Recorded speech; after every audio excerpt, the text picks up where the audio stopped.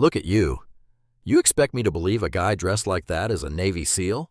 The officer's voice cut through the air like a blade. Harlan Reeves didn't flinch. Officer, I'm not going to argue with you about who I am. Nobody was buying the tough guy act. The officer's face hardened. You're nothing but a liar, and everyone here can see it. On your knees, poser. This little fantasy ends today. A firm shove to the shoulder sent Harlan down. His knees hit the asphalt with a dull, final sound. Miles away, inside Naval Special Warfare Command, a classified federal flag had just triggered. The consequences were already in motion, though the officer had no idea whose life he had just decided to upend. The parking lot at Riverside Mall smelled of hot asphalt and fast food. It was the kind of warm afternoon that made people crave air conditioning. Cars crept between the painted lines while families drifted toward the entrance, children tugging at sleeves. Near the east side, a food truck played old R&B through a speaker that crackled and popped like it was tired of trying. Harlan Reeves moved through all of it the way he moved through everything, quietly, deliberately, like a man who had already counted every variable and found them acceptable. He was built like something carved rather than grown, broad shoulders filling a plain, light blue t-shirt, jeans clean, boots worn soft from years of use. Nothing on him announced who he was. No uniform, no rank, no insignia. Just a calm, capable man loading shopping bags into the bed of his pickup. His daughter Nora walked beside him, a gift bag swinging gently from her wrist. She had only recently begun her first semester of college and spoke about her classes the way some people speak about a door that had finally been unlocked. My government professor told the whole class that the Fourth Amendment was mostly theoretical at this point, she said, shaking her head. Mostly theoretical, like it's just someone's opinion. Harlan set the last bag down and almost smiled. What did you say? I said, with respect, that depends entirely on who's being searched. She grinned. He didn't love that. No, he said quietly. I imagine he didn't. He closed the tailgate. The truck sat at the far end of the lot, away from the crowd. Old habit. He was reaching for his keys when the cruiser rolled up. Too slowly, the way a car moves when the driver has already decided what he intends to do. It angled alongside the truck, not quite blocking it, but close enough to make a point. The window came down. The officer was young, clean-cut, the kind of bland confidence that comes from never having been seriously wrong about anything yet. His name tag read Calder.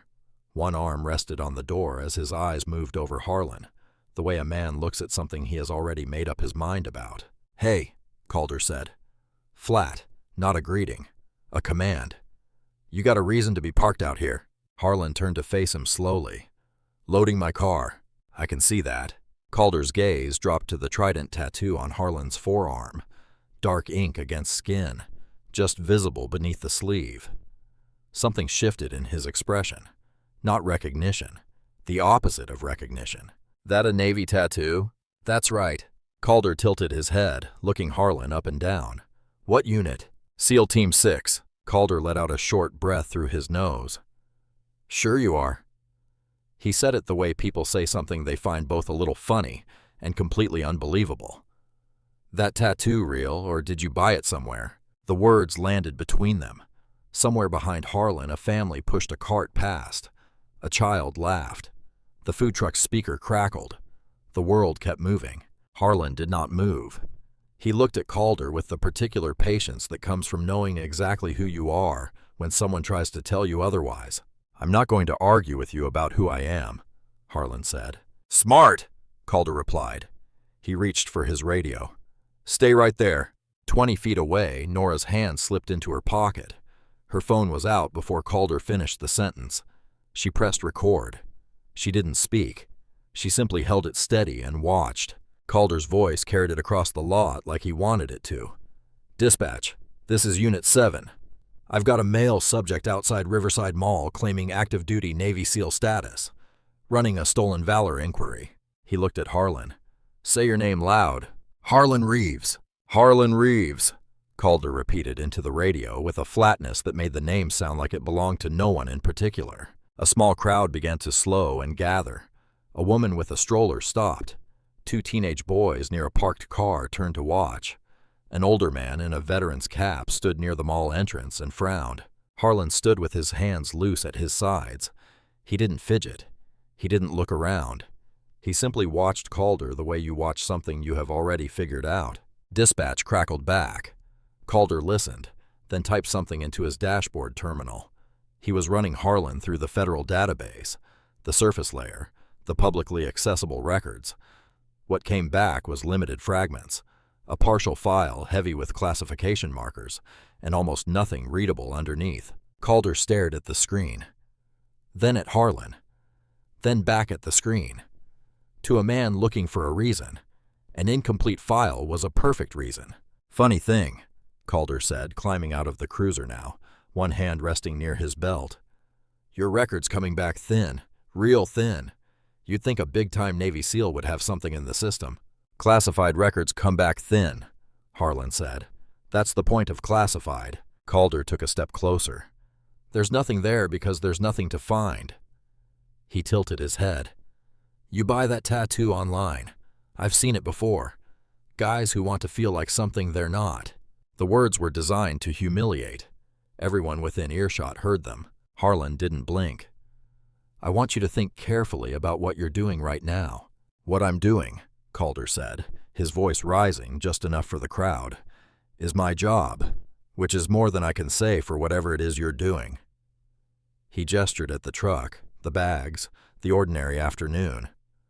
Real SEALs are kind of busy, aren't they? What are you doing at the mall? I'm on a weekend pass, Calder smiled. It didn't reach his eyes.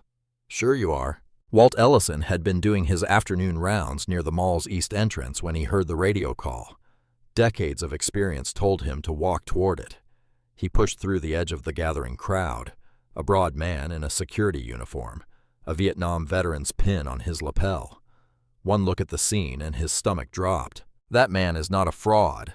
I don't know everything, but I know that. He took a step forward. Officer, sir, I need you to step back. Calder didn't even look at him.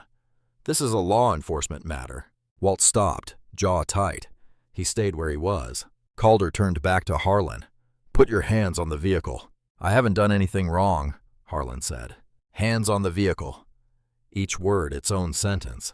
Slow and deliberate, the way you speak to someone you have already decided doesn't deserve full sentences. Harlan placed both hands flat on the side of his truck. His eyes stayed forward. His breathing didn't change. Calder moved behind him. You think wearing a trident makes you something special? I've seen 100 guys like you. All mouth, no record. He grabbed Harlan's wrist, then the other. The handcuffs clicked into place. Stolen valor is a federal offense. You understand that? Harlan said nothing. Calder gripped his shoulder and turned him around to face the crowd, like he was presenting something he wanted everyone to see. Then he pushed, not hard enough to hurt, but hard enough to make a point. Harlan went to his knees on the hot asphalt. An active-duty United States Navy SEAL Master Chief, decorated with 2 bronze stars and a Purple Heart, on his knees in a mall parking lot while strangers watched. The crowd went very quiet. Harlan looked up, not at Calder. He found Nora's face in the crowd, her phone still raised, her eyes wet but her hands completely steady. He looked at her for one long moment. Then he looked at Calder. You have 30 seconds, Harlan said quietly, before this gets very complicated for you. Calder crouched down to eye level, his face inches from Harlan's. Is that a threat? No, Harlan said. It's a courtesy. Calder stood up and laughed. Actually, laughed. He looked around at the crowd like he was inviting them to share the joke. Nobody laughed with him. His radio crackled. He straightened, still smiling from his own joke, and keyed the mic on his shoulder. Unit 7, go ahead. Unit 7, we've completed the federal name check on your subject. A pause longer than normal. The kind that meant something was happening on the other end. The dispatcher wasn't quite sure how to say out loud. There are classification markers on this file, Officer Calder. Heavy ones. We're flagging it up the chain. Calder's smile didn't disappear exactly. It just stopped moving. Copy that. Harlan was still on his knees. The asphalt was brutal in the afternoon heat, radiating up through his jeans. He didn't shift. He didn't wince. He had knelt in worse places than this. Rocky ground in the dark, freezing water. Places that didn't have names on any map most people ever saw. A mall parking lot was nothing. He watched Calder and waited. The crowd hadn't left. If anything, it had grown. The older man in the veteran's cap had moved closer. Walt Ellison stood at the edge of the circle, arms folded, eyes moving between Harlan and Calder with the steady attention of a man keeping score. Then Calder's personal cell phone rang.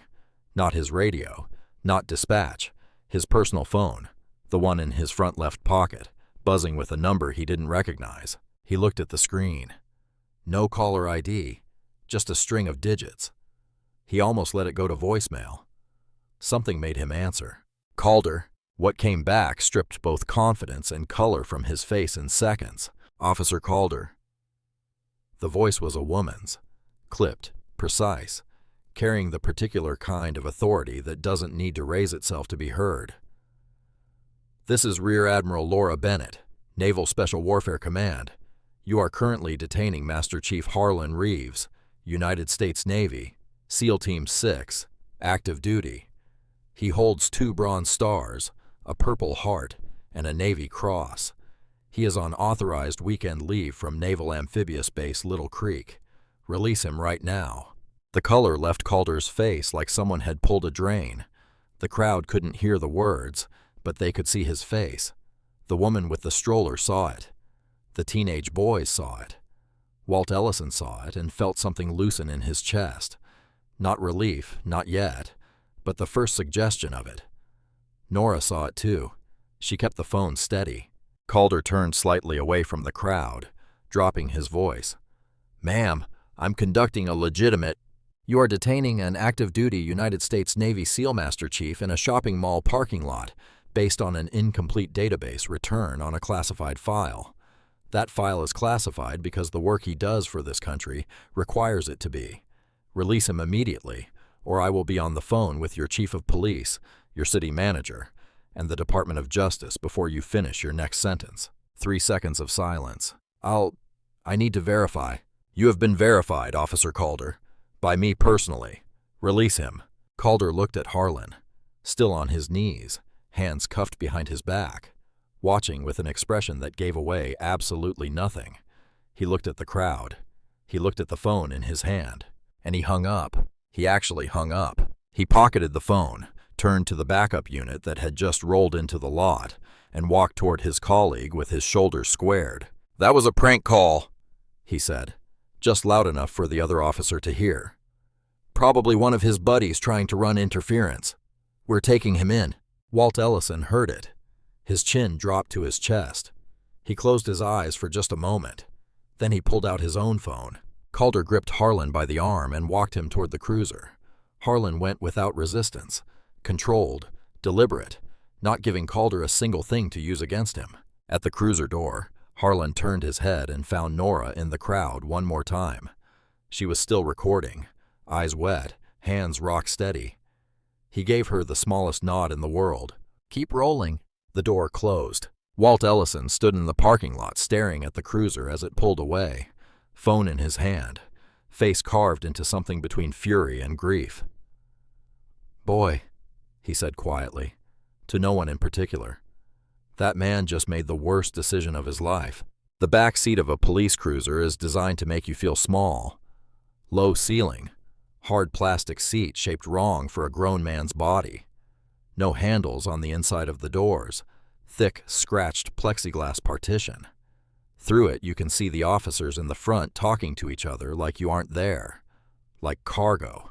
Harlan sat with his hands cuffed behind him, back straight, eyes forward. He had been in tighter spaces than this, darker ones. He breathed slowly and let his mind do what it had been trained to do. Not react, not spiral, but assess. Calder had hung up on a flag officer. That wasn't stubbornness. That was panic dressed up as arrogance. A panicking man makes mistakes. Let him make them. Calder's radio went off before they cleared the mall parking lot. Unit 7, this is dispatch. We are receiving a direct call from Naval Special Warfare Command, requesting immediate confirmation of your detainee's status. Calder reached over and turned the volume down. His partner, a younger officer named Salters, glanced at him sideways. "You sure about that?" "Drive," Calder said. In the back seat, Harlan heard it all through the plexiglass. He said nothing. He watched the mall entrance disappear behind them and kept his breathing steady. They were minutes from the station when Calder's personal phone rang again. Same number. Admiral Bennett. He let it ring. It rang 7 times and went to voicemail. Less than a minute later, it rang again. He let it ring again. When it rang a 3rd time, Salters was staring at the road very carefully, the way a man stares at the road when he wants no part of whatever is happening beside him. Calder answered on the 5th ring. "I told you." Admiral Bennett's voice was no longer clipped. It was something colder. "You are transporting an active duty service member to a civilian detention facility without cause, without charges, and against the direct order of his commanding officer. I have already contacted your department's watch commander. I am now contacting the Department of Justice duty officer. I want you to understand clearly that every minute Master Chief Reeves remains in your custody is a minute that will be documented and placed in a federal record with your name on it." Calder's hand tightened on the wheel. "Ma'am, this is a local law enforcement matter. It stopped being a local matter the moment you hung up on me. I will be at your station in a few hours. I suggest you think very carefully about what you want the next few hours to look like." She hung up first this time. Salters said nothing. The station parking lot came into view. Inside, the watch commander, a heavyset man named Ortega, who had been on the job for years, was already on the phone when Calder walked Harlan through the door. Ortega looked up, saw the cuffs, and his expression did something complicated. He held up a finger. "Wait." Into the phone. "Yes, ma'am." He listened, jaw tightening. "I understand, Admiral." "Yes, ma'am." He listened again for a long moment. "I'll pass that along." He hung up and looked at Calder for a long, silent moment. "My office, now." Calder handed Harlan off to a booking officer and followed Ortega down the hall. Through the booking window, Harlan could hear the rise and fall of Ortega's voice behind the closed door. Not the words, but the shape of them. Controlled, then less controlled. The booking officer, a young woman named Torres, who kept her eyes down and her movements professional, began the intake process in silence. She was halfway through when her desk phone rang. She answered, listened, and went very still. "Yes," she said carefully. "He's at my desk right now." She listened again. "I understand." She hung up and looked at Harlan for the first time. Something in her face had shifted. "That was the watch commander," she said quietly. "He says to hold the formal booking process pending a command review. In other words, no charges, no fingerprints, no cell. Just a holding room and a clock on the wall." Harlan sat in the holding room for a long while. In that time, the desk phone outside rang several times. He could hear Torres' voice each time, short answers, careful words, the sound of someone navigating something above their pay grade. The last call lasted longest. When it ended, Torres appeared in the doorway. "Sir," she said. The word came out differently than she probably intended, with a weight to it that the situation had placed there. "You're free to go." No explanation, no apology, just his personal items in a box slid across the counter. Captain Marcus Reed had not been in the building for any of it. He had gotten the call from Calder's sergeant, listened without interrupting, and made his decision in the time it took to pour a second cup of coffee. He could not throw Calder to the wolves. Calder knew too much and cornered officers talked. But he could not let the story run wild either. He picked up his personal phone and dialed a local journalist who had been friendly to the department for years in ways that were never spoken out loud, but always clearly understood. "Alice, tip only. Strictly anonymous. Incident outside Riverside Mall this afternoon. Officer detained a man presenting questionable military credentials. Proper procedure was followed. You might want to get something up before the other outlets do." Minutes later, the story was online.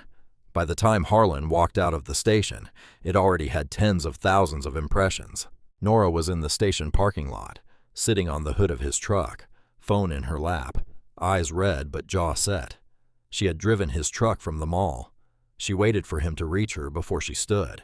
"You okay?" "Yes." She held up her phone. The video had a handful of views. Then she opened the browser. The news story was already on 3 local outlets. Suspicious individual, questionable credentials, officer followed procedure. The numbers were climbing toward 50,000 and picking up speed. Harlan looked at the screen. Then he looked at the station building, the flag above the entrance, the clean brick facade, the words "Serve and Protect" carved into the stone above the door. He looked at it the way you look at a position you're about to take. "Get in the truck," he said. "We need to talk." Neither of them spoke on the drive home. Nora sat in the passenger seat with her phone face down in her lap, which meant she had stopped looking at the numbers. That was how Harlan knew it was bad. His daughter had been checking her phone every minute or so since she was old enough to own one. When she stopped, it meant what she was seeing was too much to keep watching. Harlan drove, both hands on the wheel, eyes on the road. The evening traffic moved around them. Families heading to dinner, children in back seats, a world continuing on without any awareness that something had just happened in a mall parking lot that was not going to unhappen. The sun was dropping toward the tree line, painting the highway in warm colors. It looked almost peaceful. It wasn't. Nora made dinner while Harlan sat at the kitchen table and said nothing. She moved around the kitchen with the focused energy of someone who needed to do something with her hands. She made rice and chicken. Nothing complicated. Just food for the sake of having something to do that wasn't looking at her phone. She set a plate in front of her father and sat down across from him. Harlan looked at the plate. Then he looked at his daughter. She had her mother's eyes, sharp, dark, and completely incapable of hiding what was behind them. Right now, what was behind them was a mixture of anger and something younger than anger, something that hadn't hardened yet. He had been trying to protect her from that feeling her whole life. "Eat," he said. "Dad, eat first, then we talk." She ate. So did he. The kitchen was quiet except for the hum of the refrigerator and the occasional car passing outside. When the plates were half empty, she put down her fork. "They're calling you a liar," she said. "On the internet. People who don't know you, who weren't there, who didn't see anything. They're just calling you a liar because some article told them to." "I know. That's not okay." "No," Harlan said. "It's not." He pushed his plate aside and folded his hands on the table. "Pull up everything you can find on Officer Calder. Complaints, disciplinary records, anything public. You know how to run a record search. You did it for your government class last semester." Nora looked at him for a moment. Then she picked up her laptop. It took her a while. Harlan cleared the table, washed the dishes, and made 2 cups of coffee while she worked. When he set one in front of her, she didn't look up. He sat down and waited. When she finally looked up, her face had changed. The younger thing behind her eyes had hardened into something else entirely. "3 complaints," she said. She turned the laptop toward him. "All filed in recent years. All against Calder specifically. All dismissed by Captain Reed within days." She pointed at the screen. "This one. The complainant was a retired Army Ranger. Said Calder detained him outside a gas station and accused him of fraud for wearing a unit t-shirt." She scrolled. "This one. A postal worker. Detained outside his own apartment building. Calder told him he looked like he was casing the property." She scrolled again. "High school football coach. Pulled over for driving under the speed limit because Calder said he looked nervous." Harlan read each entry carefully. He didn't rush. "All black men," Nora said quietly. "All over 40. All dismissed before they could go anywhere." The kitchen was very still. Harlan closed the laptop gently. He picked up his coffee cup and looked at the window above the sink where the last of the evening light was fading to dark. He thought about those 3 men, the ranger, the postal worker, the coach. He thought about how each of them had gone through their own version of what happened today. The handcuffs, the asphalt, the crowd, and then gone home and filed a complaint and watched it disappear into Reed's filing system like a stone dropped into deep water. He thought about how long that water had been sitting there. His phone buzzed on the table. He looked at the screen. "Admiral Bennett." He answered on the second ring. "Admiral?" Her voice was tight and controlled in the way it gets when a person is angry, but has decided that anger is a tool to be used carefully. Harlan, I've been on the phone with the watch commander at Fairfield PD for the last couple of hours. They are not cooperating. Reed is managing this, and he's doing it well. Official channels are going to take time. I understand, Harlan said. A pause. How are you? Clear, he said, which was the truest thing he could have told her. She was quiet for a moment. Don't do anything that gives them ammunition. I won't. He looked at Nora across the table. But I'm not going to do nothing. He ended the call and set the phone down. Nora was watching him. She had her mother's eyes and her father's jaw, and the particular combination of the two meant she was not going to be talked out of whatever she had already decided. Get me a lawyer, Harlan said. Nora already had the laptop open. The office of attorney Elena Vargas was on the third floor of a building that had seen better decades. The elevator worked only sometimes, so Harlan and Nora took the stairs. The hallway smelled of old carpet and printer ink. The frosted glass on the office door had her name in plain black letters. No flourishes, no tagline, nothing that needed to advertise itself. Harlan noticed that. He respected it. Inside, the walls told the story. Years of cases framed and hung without particular order. Newspaper clippings, court documents, photographs of clients standing outside courthouses with expressions that ranged from exhausted relief to outright joy. There were more clippings than photographs, which meant more fights than victories, but every single one of them had been fought. You could feel that in the room, the particular weight of a place where people had come when they had nowhere else to go, and found someone who didn't turn them away. Elena Vargas stood when they entered. She was a woman of mature years, medium height, with close-cropped graying hair and reading glasses pushed up on her forehead like she'd forgotten they were there. She wore a plain blazer over a white shirt and moved with the unhurried confidence of a woman who had long ago stopped being impressed or intimidated by anything a courtroom could throw at her. She shook Harlan's hand first, then Nora's, and gestured to the two chairs across from her desk. Sit down. Tell me everything. Don't leave anything out. Harlan talked for a long while without interruption. He laid it out the way he briefed missions. Chronological, factual, no editorializing. The parking lot, Calder, the database check, Admiral Bennett's call, the hang-up, the cruiser, the holding room, the news story. When he finished, Elena was quiet for a moment, turning a pen over slowly in her fingers. Then Nora slid the laptop across the desk and showed her the 3 complaints. Something moved across Elena's face. Not surprise. Something older and heavier than surprise. Recognition. The look of a woman who has seen a particular shape of wrong so many times that she can identify it the way a doctor identifies a disease. Calder, she said almost to herself. She looked at the names of the 3 prior complainants, the ranger, the postal worker, the coach. Reed dismissed all 3 quickly. Yes, ma'am, Nora said. Elena sat back. There are more, she said flatly. There are always more. These are just the ones who filed. She looked at Harlan. I need you to understand something before we go any further. I have been fighting cases like this in this city for many years. I have won some of them. I have lost more than I care to count. Not because the truth wasn't on our side, it almost always was, but because Reed and people like him are very good at making truth disappear inside a system they control. She paused. Your video is strong. Your record is stronger. But right now, the sealed complaints are locked behind officer privacy protections. The department is controlling the narrative, and the people who could corroborate the pattern have already been buried once. I want you to go in with clear eyes.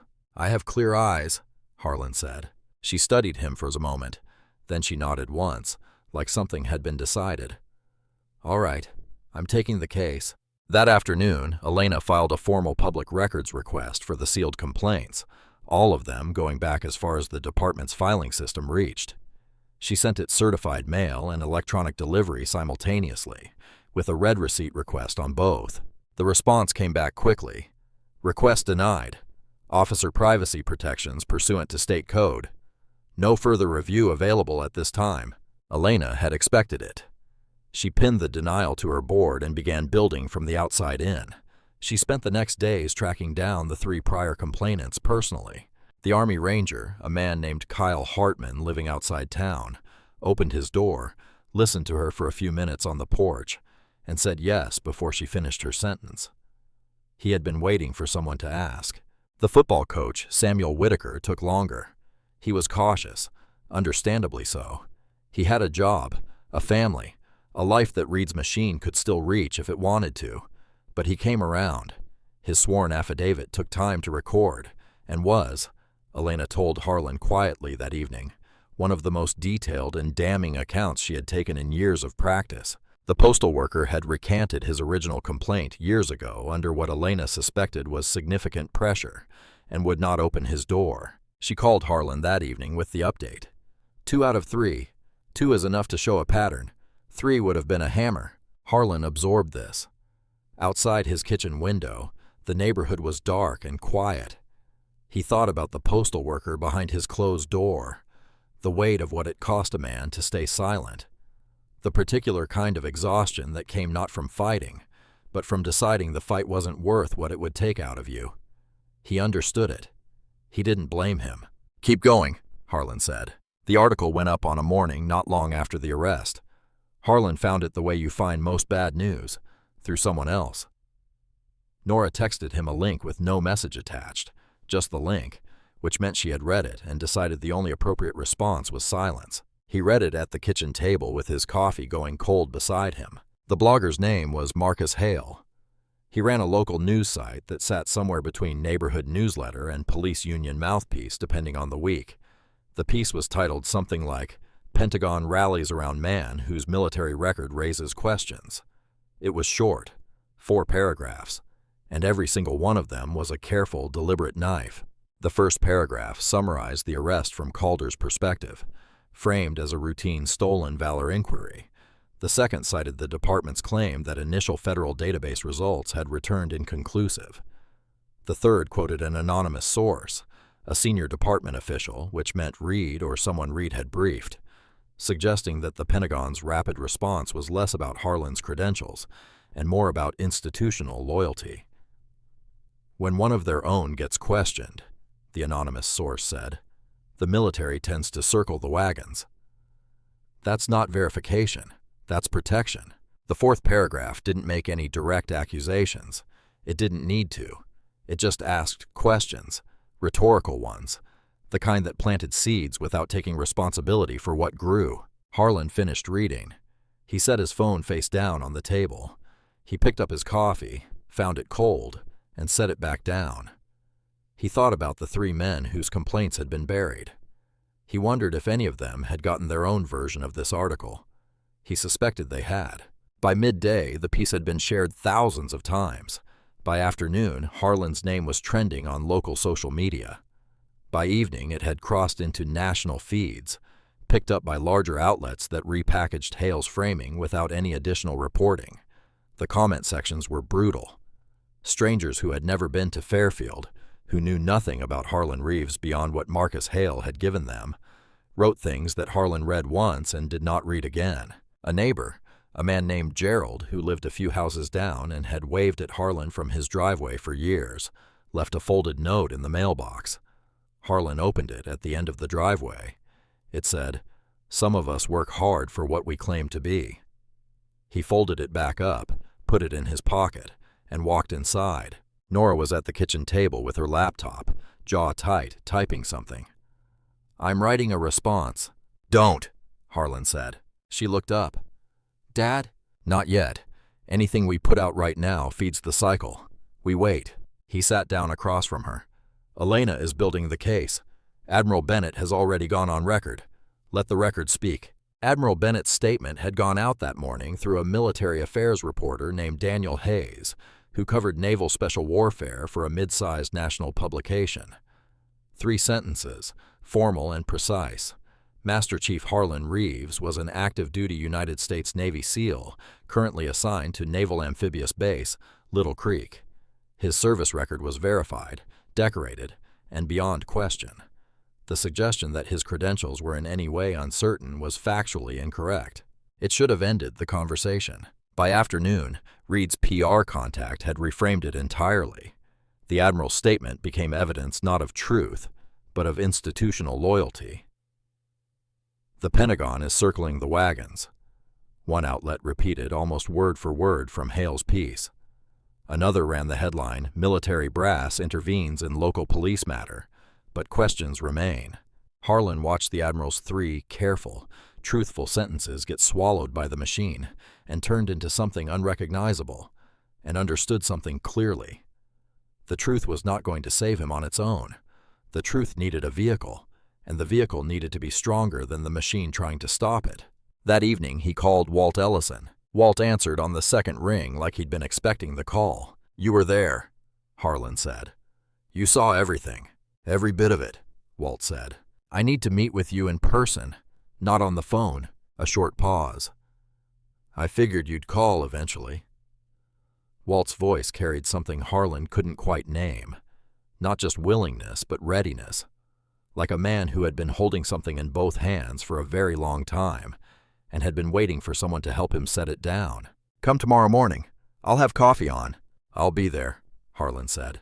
He hung up and sat in the quiet kitchen for a long moment, the folded note from Gerald still in his pocket, the cold coffee still on the table. Then he got up, poured the coffee down the drain, and went to bed.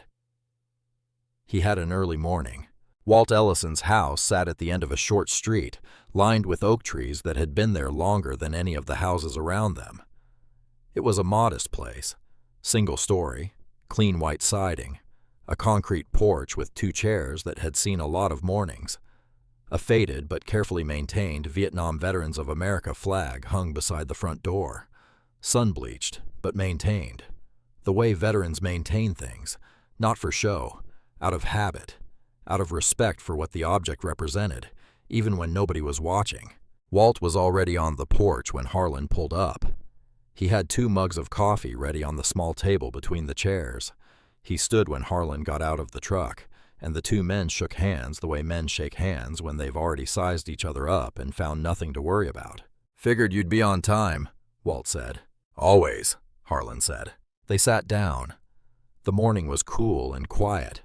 Oak leaves moved in the slight breeze. Down the street a dog barked twice and stopped. For a few minutes they just drank their coffee and let the neighborhood wake up around them. Harlan appreciated that Walt wasn't the kind of man who felt the need to fill silence. Then Walt set his mug down and started talking. He had been a Fairfield police officer for years after he came back from Vietnam, because law enforcement seemed like a logical place for a man who knew how to follow orders and stay calm under pressure. He had believed in it.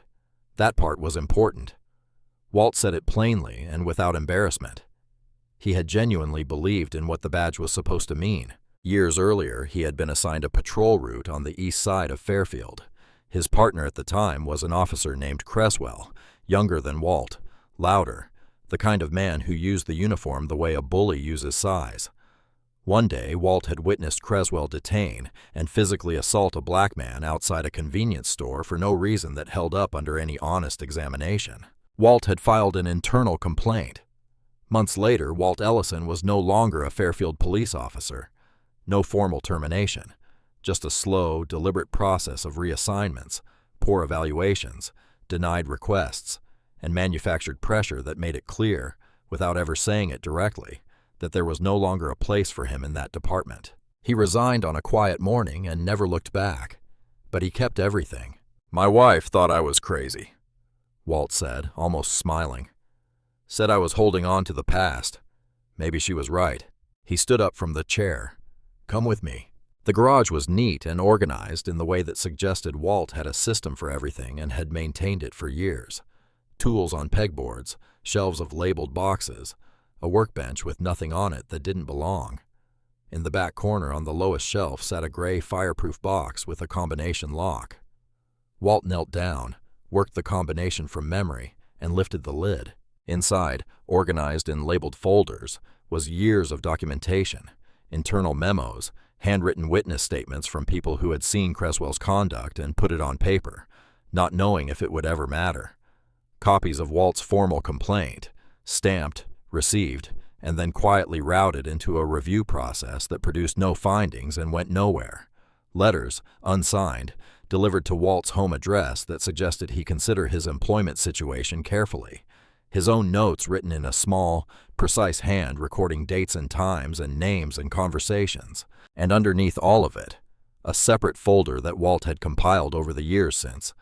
Newspaper clippings, public records, documented incidents involving the Fairfield PD that bore the same fingerprints as what he had witnessed years earlier.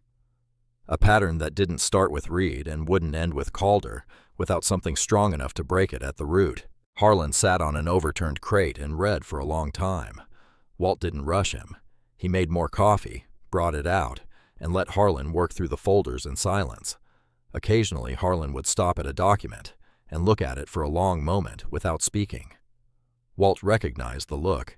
It was the look of a man building a structure in his head, placing each piece where it fit. When Harlan finally closed the last folder, he sat quietly for a moment. "Why didn't you take this somewhere before now?" he asked. Walt leaned against the workbench. "I tried a couple of times over the years. Both times I got as far as a preliminary meeting with an investigator and then nothing. No standing, they said. No current complainant with active legal representation." He looked at the box. "What I had wasn't enough on its own.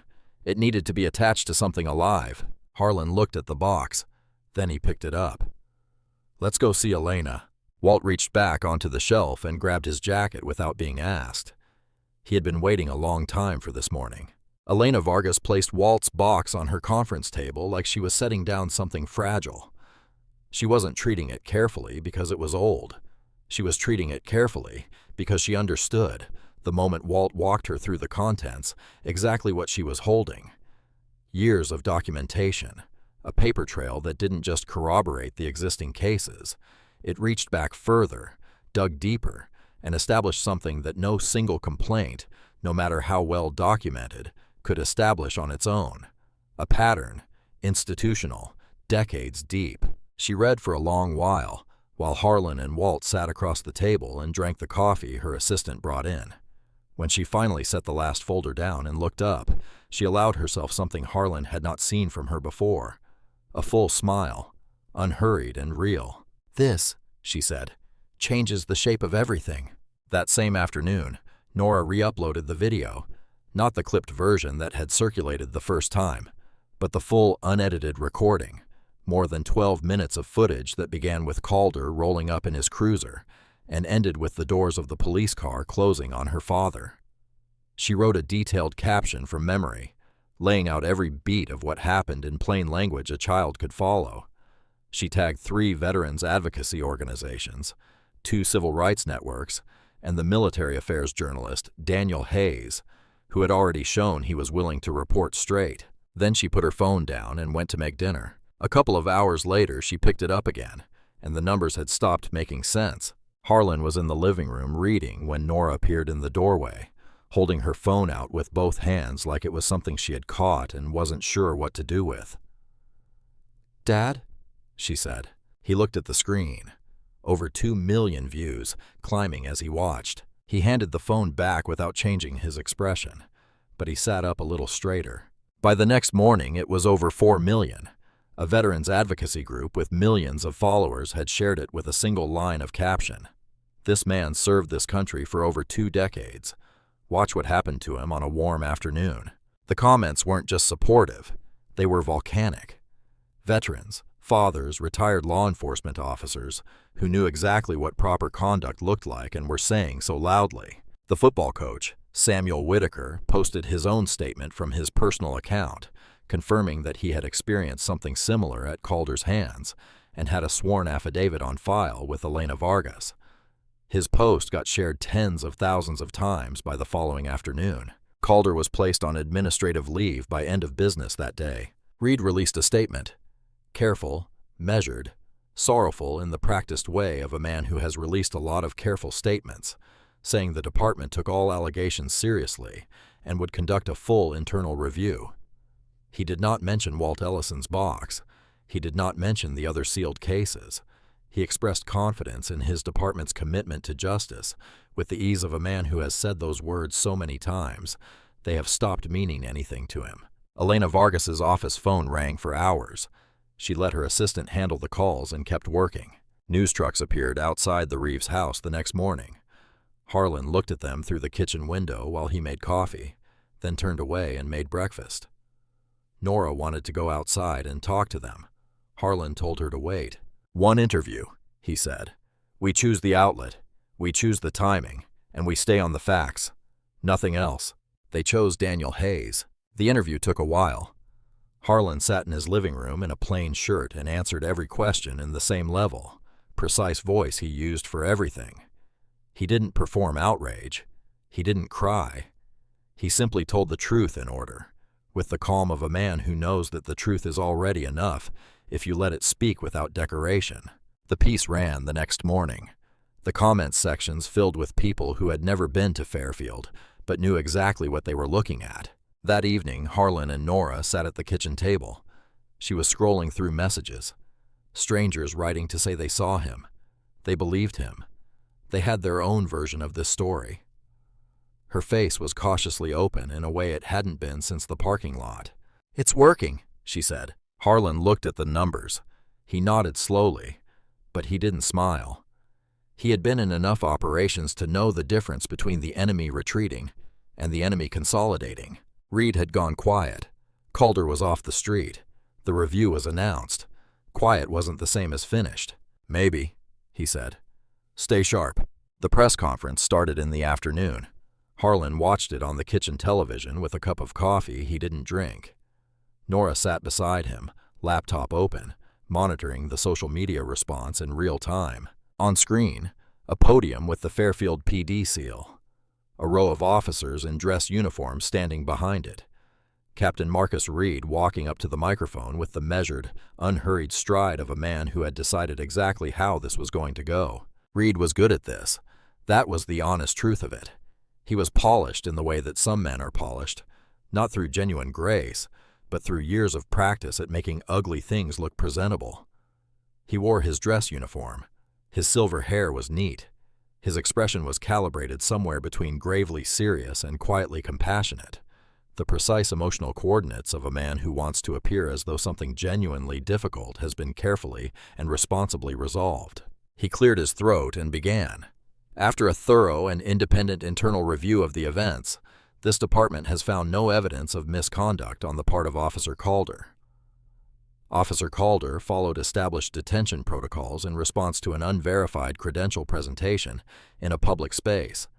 His actions were consistent with department guidelines and reflected appropriate exercise of officer judgment." He talked for a while.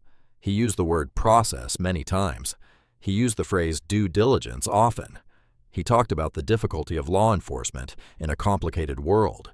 He talked about the importance of not letting the passions of the moment override the integrity of process.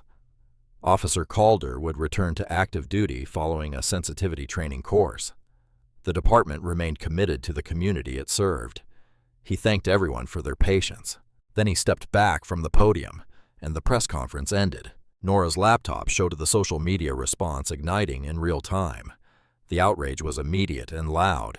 Elena Vargas's office phone was already ringing before Reed reached the door. Daniel Hayes was typing. The Veterans Advocacy Group posted a single word: unacceptable. Harlan turned off the television. He sat in the quiet kitchen and looked at the blank screen for a moment. He was not surprised. He had not allowed himself the luxury of being surprised since the moment Calder hung up on Admiral Bennett. But knowing something is coming and feeling it land are two different things, and the weight of it sat on the table between him and Nora like something physical. Then Elena called. Harlan answered before the second ring. He could hear it in her voice before she said a word. Not panic. Elena Vargas did not panic, but something tight and controlled that meant the ground had shifted in a direction she hadn't anticipated. "They filed an injunction," she said. "Emergency motion submitted this morning while Reed was still at the podium. Department's legal team. A judge granted it quickly. All sealed complaint files, including the ones we identified through the federal subpoena request, are now legally blocked from release under expanded officer privacy protections.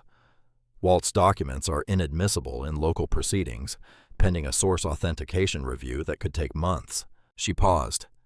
"I didn't know the motion had been filed. I should have. Reed moved faster than I expected." Harlan said nothing. "The two affidavits from Kyle Hartman and Samuel Whitaker are still valid," Elena continued. "But without the sealed files to establish the broader pattern, 2 affidavits aren't sufficient on their own for the civil case I was building. The injunction effectively walls off the core of our evidence." Another pause. "I'm sorry, Harlan." "Don't be sorry," Harlan said. "What do we do next?" A beat of silence. "I need to think. Give me tonight." He hung up and set the phone on the table. Nora had heard enough through the speaker to understand. Her laptop was still open, but her hands had gone still on the keyboard. The comment sections were full of fury. Strangers demanding justice, veterans posting their own stories, people who had been following this case and were now watching the system do exactly what systems do when they feel threatened.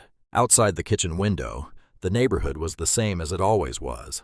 Same houses, same street, same ordinary afternoon. Reed had announced his city council campaign shortly after the press conference ended. Harlan had seen it on Nora's screen. The timing was not accidental. The press conference wasn't just a conclusion. It was a launch. Harlan looked at the blank television screen. Then he picked up his phone and called Admiral Bennett. "Admiral, I need to ask you something." Admiral Bennett picked up on the first ring. That meant she had been waiting for the call. Harlan noted that without saying anything about it. He sat at the kitchen table with the blank television screen across from him and laid everything out the way he always did. Chronological, factual, nothing left out and nothing added for effect. The injunction, the timing, the sealed files now locked behind expanded privacy protections.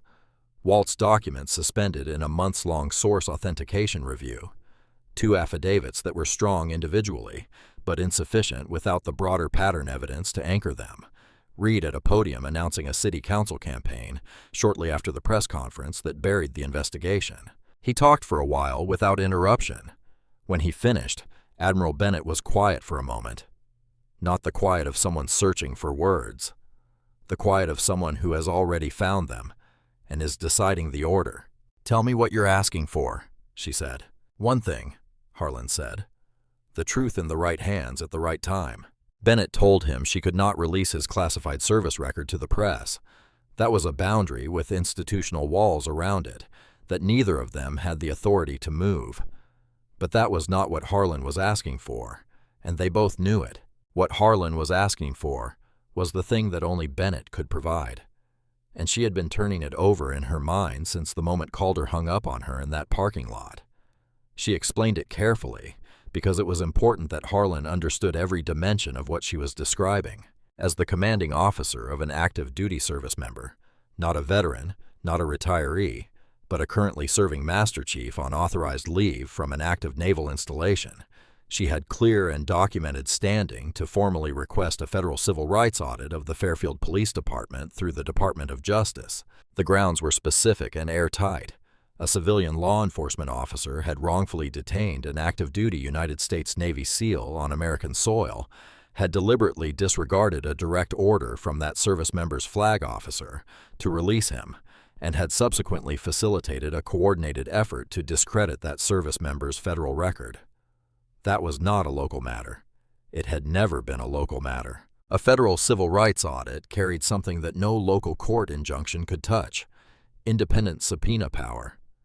It didn't need the sealed complaint files from Reed's filing system.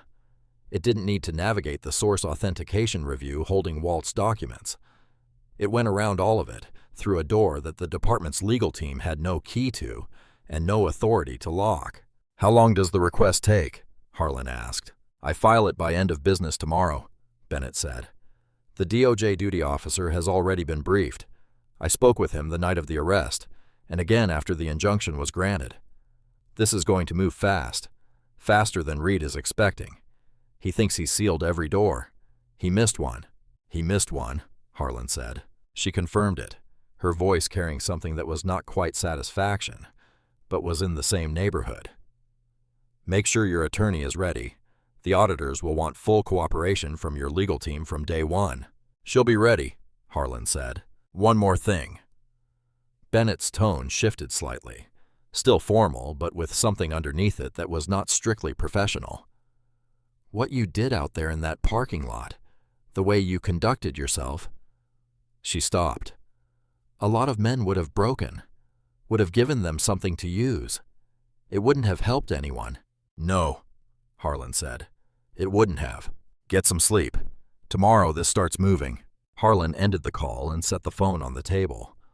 Nora was in the doorway, arms folded, having heard enough to read the shape of the conversation without needing the words. She had her mother's eyes, and right now they were asking a question. Well? She said. Federal audit, Harlan said. DOJ independent subpoena power goes around the injunction entirely. Nora was quiet for a moment, processing. How soon? Request filed tomorrow. After that. He picked up his phone again and dialed Elena Vargas. She answered on the second ring, and he could hear from the sound of her office that she was still at her desk, still working, refusing to let the injunction be the last word on this day. Elena, clear your calendar for the next few weeks. Federal auditors are coming.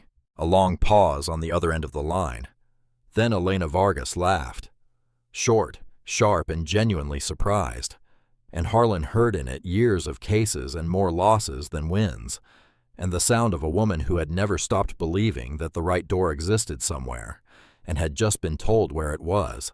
I'll be ready, she said. They arrived on a Wednesday morning, a few days after Admiral Bennett filed the request.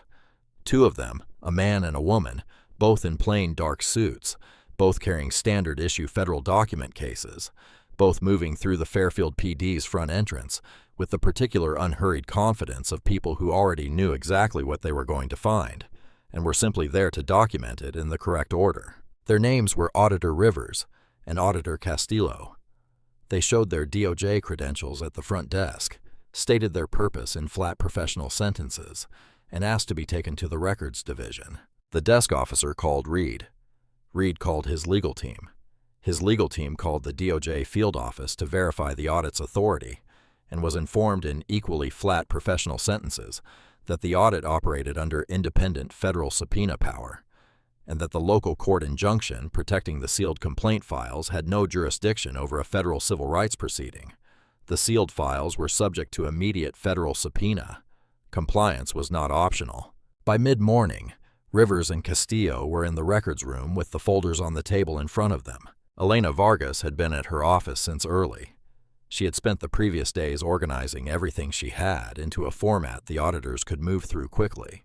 The two sworn affidavits from Kyle Hartman and Samuel Whitaker, Walt Ellison's complete documentation from the fireproof box, the public records she and Nora had pulled on Calder's prior complaints, and a detailed chronological timeline of every event from the parking lot forward. She had slept little and eaten at her desk and told her assistant to hold every call that wasn't Harlan or the DOJ. Rivers called her mid-morning. Ms. Vargas, we'd like to schedule a formal evidence submission meeting for this afternoon if you're available. I'm available right now, she said. The meeting lasted several hours. Elena walked the auditors through Walt's box folder by folder, the same way Walt had walked her through it, chronologically, methodically, letting the documents speak. Rivers took notes in a small, precise hand. Castillo photographed every page with a federal document scanner. Neither of them reacted visibly to anything, which Elena had expected. Federal auditors were trained to receive information without signal, but when Elena laid out the earlier documentation, Walt's original complaint, the internal memos, the unsigned letters sent to his home address, Castillo paused the scanner for just a moment. This goes back further than our initial scope, she said. Yes, Elena said. It does. Castillo looked at Rivers. Something passed between them that wasn't a word. They kept going. That evening, Rivers and Castillo reviewed Nora's full, unedited video footage. Not the viral clip, the complete recording that Nora had uploaded the second time. The one that started before Calder rolled up and ended after the cruiser pulled away. Elena had submitted it as part of the evidence package that afternoon. They watched it twice. The second time, Castillo stopped the footage at a specific point. On the screen, in clear daylight, with ambient crowd noise in the background, and Nora's steady hand keeping the frame locked, Calder stood beside the cruiser with his personal phone at his ear. His face had gone pale. His free hand opened and closed at his side, and then, in full view of the camera, he pulled the phone away from his ear and pressed the red button. He hung up on a flag officer issuing a direct order to release an active duty service member. On camera, in broad daylight, in front of witnesses. Castillo marked the timestamp. Rivers wrote lines in his notebook and underlined the last one twice. What had begun as a civil rights case had just acquired a criminal dimension. Deliberate obstruction of a federal military commanding officer's direct order was not a departmental matter. It was not something an internal review could dismiss or a local injunction could seal. It sat in a category of federal law that Reed's legal team had no tools to touch. Elena's phone rang that evening. She was still at her desk. "Ms. Vargas." It was Rivers. "We'd like to schedule a follow-up meeting tomorrow morning regarding the video evidence, specifically that timestamp. I know the one." "We thought you might," Elena said. A brief pause. "Ms. Vargas, I'm not in a position to characterize our findings at this stage, but I want you to know that what you've submitted today is comprehensive. We have what we need." Elena hung up. She sat back in her chair and looked at the ceiling for a long moment, the particular posture of a woman who has been carrying something heavy for a long time and has just been told she can set it down soon, but not quite yet. Then she picked up the phone and called Harlan. "They found the hang-up," she said. "It's over for him." The call came to Reed on a Friday afternoon, a couple of weeks into the audit. His legal counsel, a careful man named Booker who had navigated the department through years of difficult situations, called from his car, which meant it was bad enough that Booker didn't want to say it inside a building. "Troy," Booker said, "we need to talk today. Not Monday. Today." Reed told him to come to his office. Booker said, "Not the office." He named a diner on the east side of Fairfield that neither of them frequented. Reed understood what that meant, too. He drove there alone and found Booker already in a corner booth, a cup of coffee in front of him that he hadn't touched, his briefcase open on the seat beside him. Booker was older and had the kind of face that didn't show much under normal circumstances. Right now it was showing something, not panic. Something quieter and more final than panic. Reed slid into the booth across from him. "Talk." Booker talked for a while. The auditors had the sealed files, all of them pulled through federal subpoena before the ink was dry on the local injunction. They had Walt Ellison's documents submitted through Elena Vargas's office, establishing a pattern of institutional conduct that predated Reed by nearly 2 decades and ran straight through his tenure without interruption.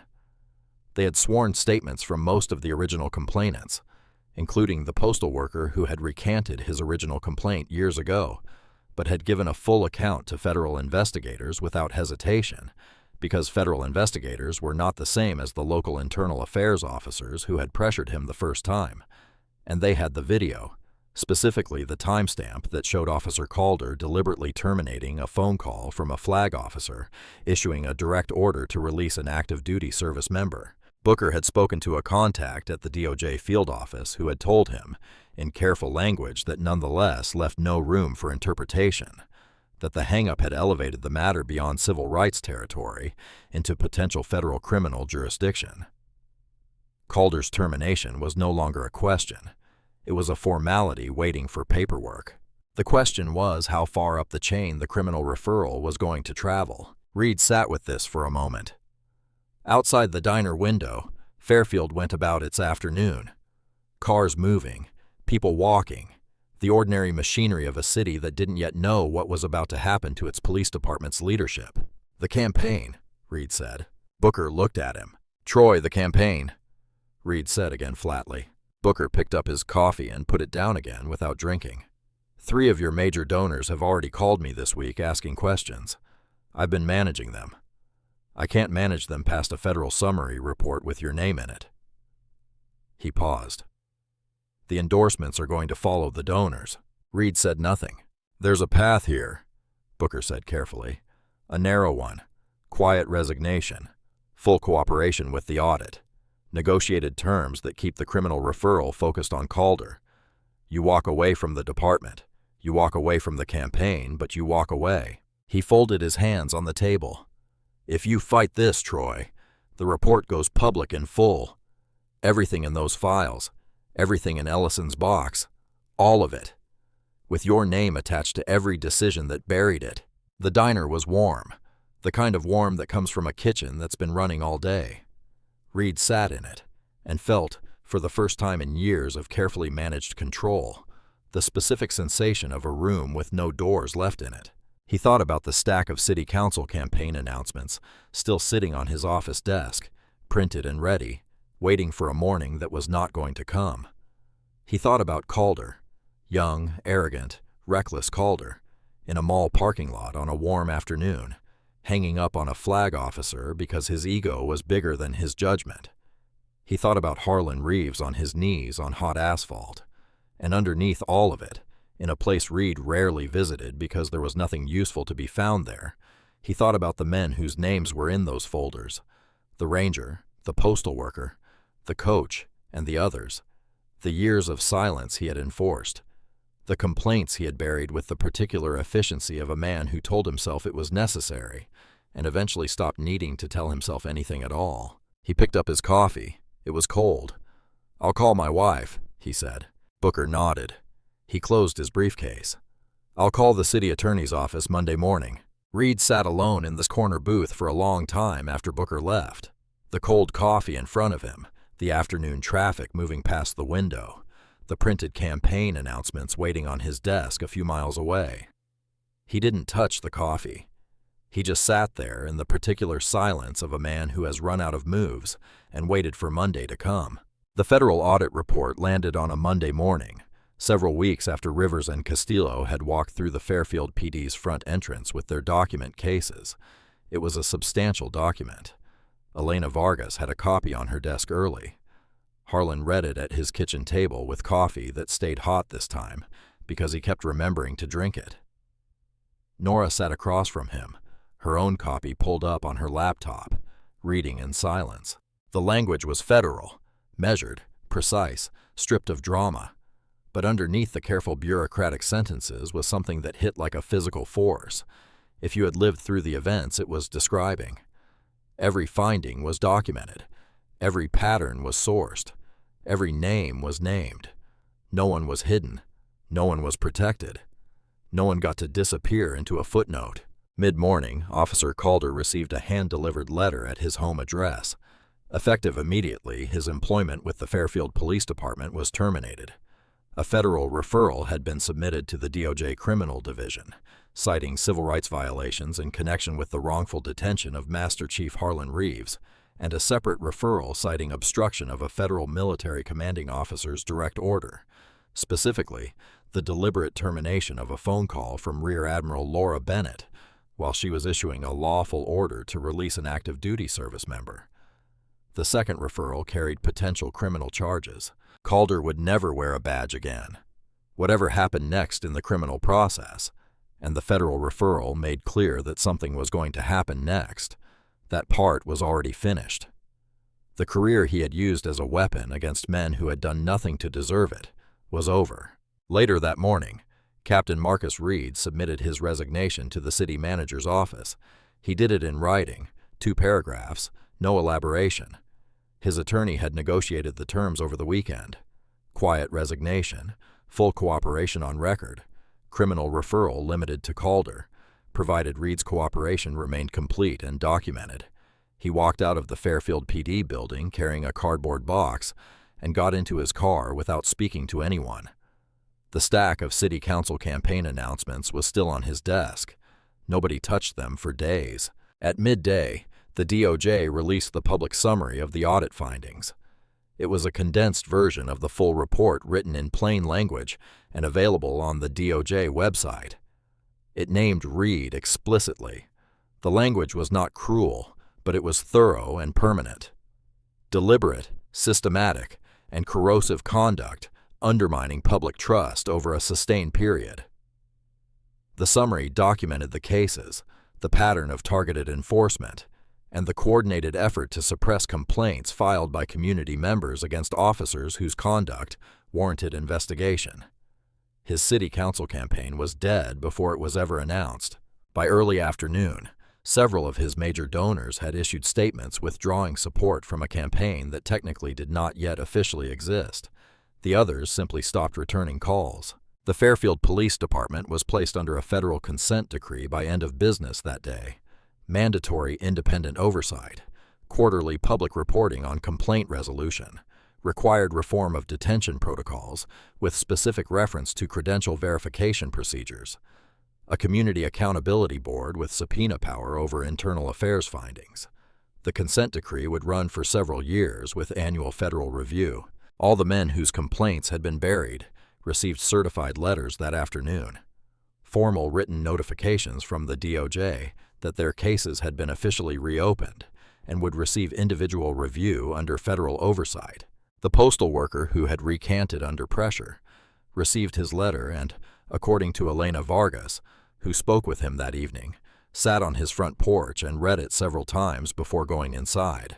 In the afternoon, Elena filed the civil suit against the city of Fairfield on Harlan's behalf. The city's legal counsel called her later.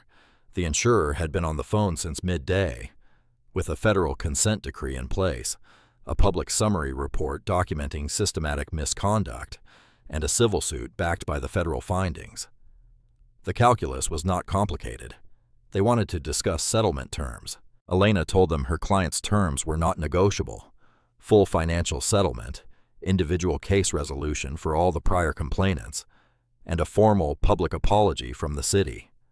Not a statement, not a press release, but a signed letter from the city manager to Harlan Reeves on official letterhead, stating plainly that what happened in that parking lot was wrong.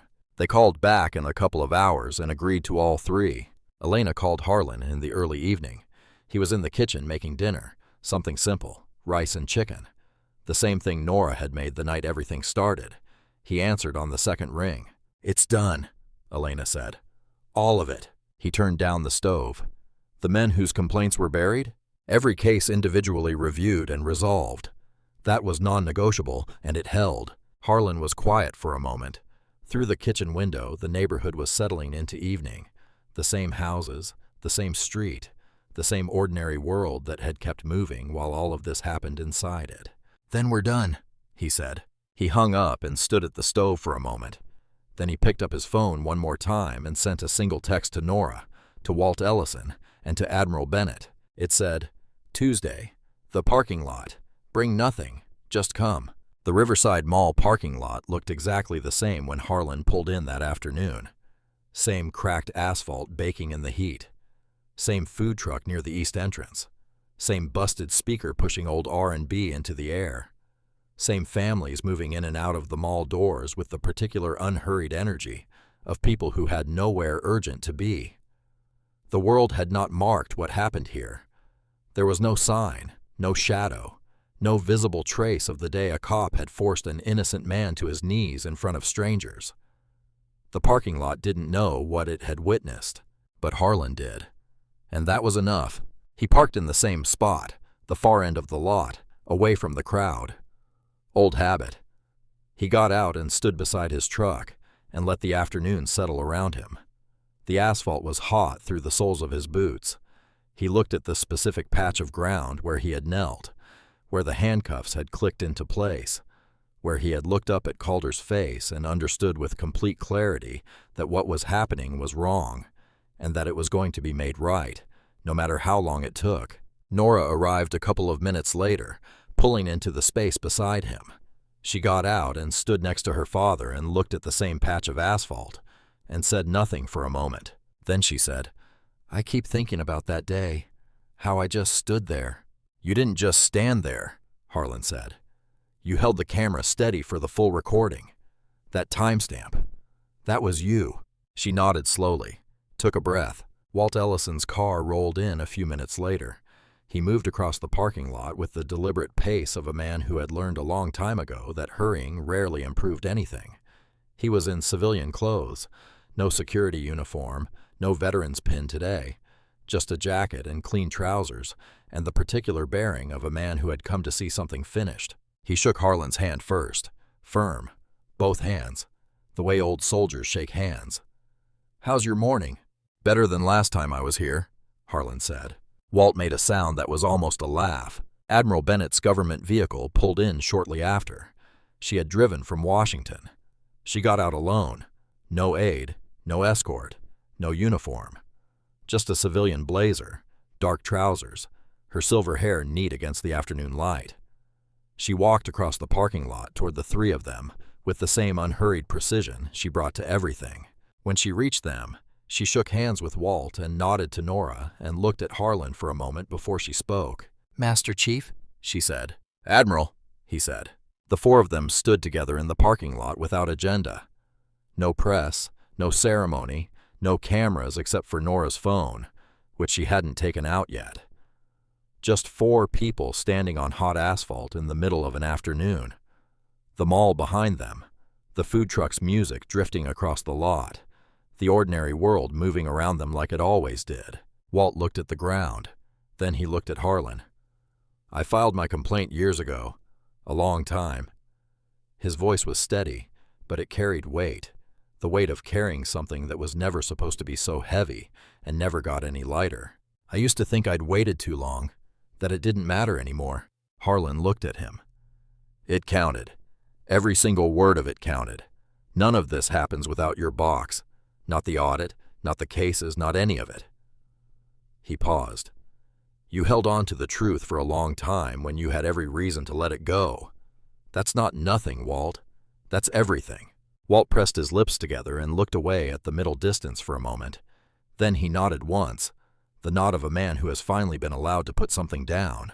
Admiral Bennett reached into the inside pocket of her blazer and produced a folded document. She held it out to Harlan. "From the Secretary of the Navy," she said. "A formal commendation issued this morning." Harlan took it and unfolded it carefully. He read it in silence. The language was official and precise. Exemplary conduct under sustained civil provocation. Service to the integrity of those who serve. But underneath the formal words was something that needed no translation. His country, in an official document with a seal on it, was saying plainly, "We know who you are. We always knew." He folded it back along its original creases and held it at his side. Bennett looked at him. "You didn't have to do this the hard way." Harlan looked at the patch of asphalt where he had knelt. He thought about Calder's face, inches away, asking if his tattoo was real. He thought about the holding room and the box of personal items slid across a counter. He thought about Gerald's note in the mailbox. He thought about the postal worker sitting on his porch reading his DOJ letter several times before going inside. "Yes," Harlan said. "I did." Nora took out her phone. She didn't ask anyone to pose. She didn't arrange anything. She just took a step back and raised the phone and captured what was already there. Her father standing in the parking lot where someone had tried to make him small, standing straight. Same broad shoulders in a plain t-shirt. Same stillness. Same unhurried certainty in every line of his body. Behind him, the mall entrance, the food truck. The ordinary afternoon that had no idea it was the last page of anything. Same man. Exactly the same man. She posted it without a filter and without a long caption. 2 words. Still standing. Harlan didn't see the likes climb. He didn't see the shares, the comments, the veterans posting their own photos alongside it, the strangers writing things in the comment sections that they had needed to say for a long time and had just found a place to put. By the time it reached millions, he was already in his truck, already on the highway, already heading back to Naval Amphibious Base Little Creek, back to his team, back to his mission, back to the work that had always been there and would always be there. The work that did not care about parking lots or press conferences, or the particular cruelty of men who used their authority as a weapon. The mall shrank in his rearview mirror. The highway opened up ahead of him, straight and clear in the afternoon light. He turned on the radio, found something he liked, and drove.